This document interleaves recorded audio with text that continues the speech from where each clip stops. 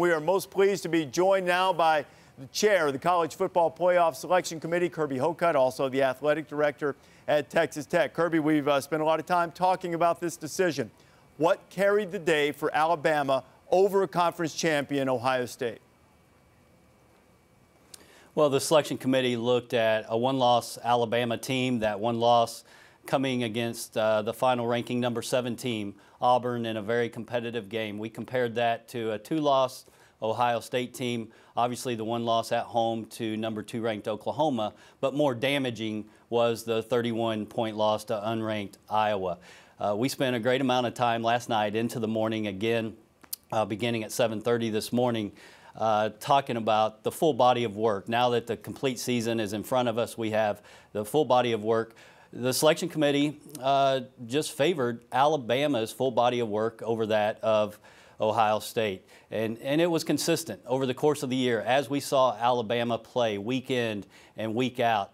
Our rankings show, when we start with a clean sheet of paper each and every week, that the selection committee believed that Alabama was the better football team. And it was hard, Reese. We spent a lot of time. We challenged ourselves late last night into the morning hours, again beginning at 7:30 this morning. When you looked at Ohio State, the win over Wisconsin, winning the Big Ten championship, when you looked at their resume, the wins they have over CFP top 25 teams, it was impressive, but it wasn't enough for the selection committee to place them over Alabama. The selection committee has continued to be impressed with their performance on the field, and we believe we got it right this week. We're confident we got it right, that Alabama is that number 4 team. So it's accurate to say that the selection committee felt that Alabama was unequivocally better, because that's the criteria if you're going to trump a conference champion, correct? Yes, sir. Alabama was clearly the number 4 ranked team in the country as a non-champion. Okay, now it seems to me, Kirby, that for Alabama, for Ohio State, and even for USC, that the arguments against their inclusion were far more compelling than the arguments for their inclusion. And it seems that you agree with that by saying that at the end of the day, it was really that meltdown in Iowa City that kept Ohio State on the outside looking in.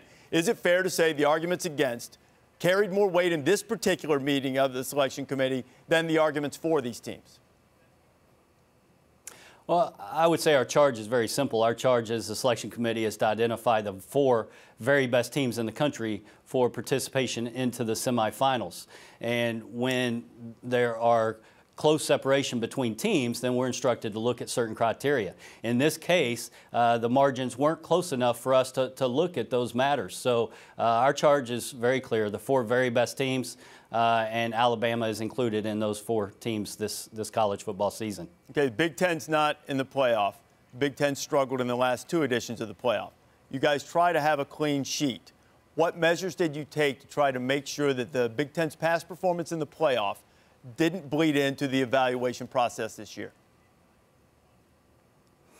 You know, we don't look at conference affiliation. Again, we look at the 4 very best teams. Conference championships are important.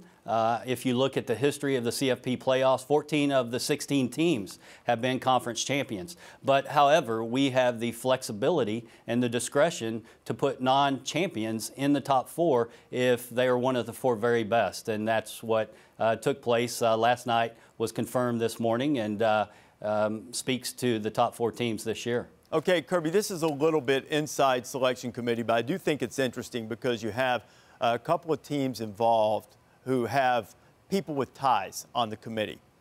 Once you've got from the listing step to the ranking step, for people at home who might be just following this, the committee members list 6 teams, or 6 teams are listed for them, and then they have to rank those 6 teams. When you're at the top of the ranking step, meaning selecting 1, 2, and 3, is it accurate to say only 10 committee members were able to vote because of the recusal requirements? That's correct. Okay, so you have 10 there, and then did Frank Beamer, whose son's on the staff at Georgia, come back for the final vote for 4 through 6? Was he able to come back then?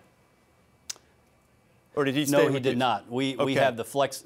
He stayed recused. We extended our recusal policy, so there was no participation involving teams that, in Coach Beamer's case, that Georgia could potentially face in the future. Okay. All right. So the reason I laid out all of that minutia is this.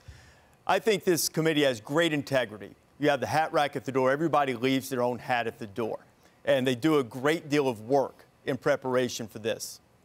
Do you think it's necessary to have a recusal process, and why?